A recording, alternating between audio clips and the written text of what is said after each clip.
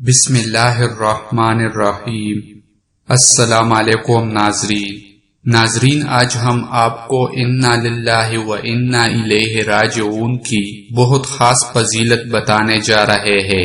اس سے پہلے آپ سے ایک چھوٹی سی گزارش ہے، اگر آپ ہمارے چینل کو پہلی بار وزٹ کر رہے ہیں تو آپ سے گزارش ہے کہ ہمارے چینل کو سبسکرائب کریں اور ویڈیو کو لائک اور شیئر کریں۔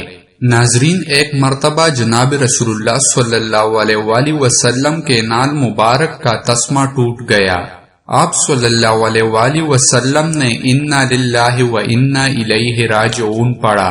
صحابہ رضی اللہ تعالیٰ عنہ نے عرض کیا، یا رسول اللہ صلی اللہ علیہ وسلم، یہ بھی مصیبت ہے۔ حضور صلی اللہ علیہ وآلہ وسلم نے فرمایا کہ مومن کو جو امر ناگوار پہنچتا ہے وہی مصیبت ہے۔ حضرت ابو ہریرہ رضی اللہ تعالیٰ عنہ سے مروی ہے کہ رسول اللہ صلی اللہ علیہ وآلہ وسلم نے فرمایا کہ جب تم میں سے کسی کی جوتی کا تسمہ ٹوٹ جایا کرے تو انا للہ و انا الیہ راجعون پڑھا کرو، کیونکہ یہ بھی مصیبت ہے۔ حضرت ابن عباس رضی اللہ تعالیٰ عنہ سے روایت ہے کہ رسول اللہ صلی اللہ علیہ وآلہ وسلم نے ارشاد فرمایا ہے کہ جس نے مصیبت کے وقت انا للہ و انا الیہ راجعون پڑھا تو اللہ تعالیٰ اس کی مصیبت کی تلافی فرما دیں گے اور اس کی آخرت اچھی کر دیں گے اور اسے ضائع شدہ چیز کے بدلے اچھی چیز عطا فرمائیں گے۔ مسند احمد میں ہے، حضرت ام سلمہ رضی اللہ تعالیٰ عنہ فرماتی ہے، میرے خاون ابو سلمہ رضی اللہ تعالیٰ عنہ ایک روز میرے پاس حضور صلی اللہ علیہ وآلہ وسلم کی خدمت سے ہو کر آئے اور خوشی خوشی فرمانے لگے، آج تو میں نے ایسی حدیث سنی ہے کہ میں بہت ہی خوش ہوا ہوں۔ وہ حدیث یہ ہے کہ جس کسی مسلمان کو کوئی تکلیف پہنچے اور وہ کہے اللہم اجرنی فی مصیبتی وَخْلُقْ لِي خَيْرًا مِنْهَا، یعنی خدایا مجھے اس مصیبت میں اجر دے اور مجھے اس سے بہتر بدلہ عطا فرما، تو اللہ تعالیٰ اسے اجر اور بدلہ ضرور ہی دیتا ہے۔ حضرت ام سلمہ رضی اللہ تعالیٰ عنہ فرماتی ہے، میں نے اس دعا کو یاد کر لیا۔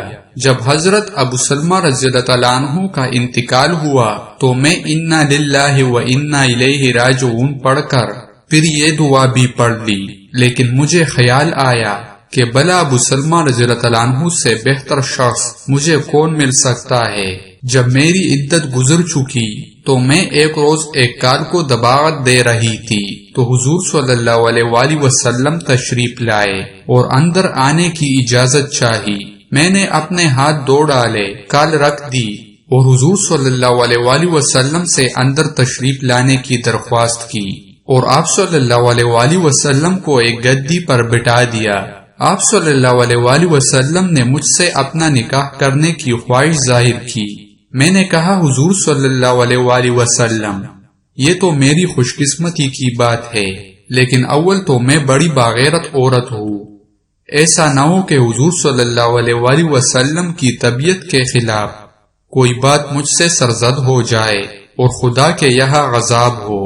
دوسرے یہ کہ میں عمر رسیدہ ہوں، تیسرے بال بچوں والی ہوں۔ آپ صلی اللہ علیہ وآلہ وسلم نے فرمایا، سنو، ایسی بے جا غیرت اللہ تعالیٰ دور کر دے گا، اور عمر میں بھی کچھ چھوٹی عمر کا نہیں، اور تمہارے بال بچے میرے ہی بال بچے ہیں۔ میں نے یہ سن کر کہا، پھر حضور صلی اللہ علیہ وآلہ وسلم مجھے کوئی عذر نہیں، چنانچہ میرا نکاح اللہ کے نبی صلی اللہ علیہ وآلہ وسلم سے ہو گیا اور مجھے اللہ تعالیٰ نے اس دعا کی برکت سے میرے میاں سے بہت ہی بہتر، یعنی اپنا رسول اللہ صلی اللہ علیہ وآلہ وسلم عطا فرمایا۔ حضرت علی رضی اللہ تعالیٰ عنہ سے مروی ہے کہ رسول اللہ صلی اللہ علیہ وآلہ وسلم نے فرمایا، جس کسی مسلمان کو کوئی رنج و مصیبت پہنچے، اس پر وقت گزر جائے، پھر اسے یاد آئے اور وہ انا للہ و انا الیہ راجعون پڑھ لے تو مصیبت پر صبر کے وقت جو اجر ملا تھا وہی اب بھی ملے گا۔ ابن ماجہ میں ہے کہ حضرت ابو سنان رضی اللہ تعالیٰ عنہ فرماتے ہیں، میں نے اپنے ایک بچے کو دفن کیا، ابھی میں اس کی قبر میں سے نکلا تھا کہ ابو طلحہ خولانی نے میرا ہاتھ پکڑ کر مجھے نکالا اور کہا سنو میں تمہیں خوشخبری سناؤں۔ رسول اللہ صلی اللہ علیہ وآلہ وسلم نے فرمایا ہے کہ اللہ تعالی ملک الموت سے دریافت فرماتا ہے کہ تو نے میرے بندے کی آنکھوں کی ٹھنڈک اور اس کے کلیجے کا ٹکڑا چھین لیا، بتاؤ اس نے کیا کہا؟ وہ کہتے ہیں خدایا تیری تعریف کی اور انا للہ و انا الیہ راجعون پڑھا۔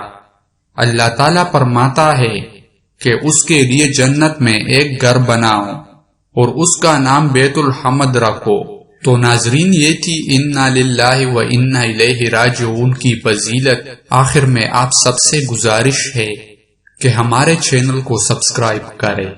جزاک اللہ۔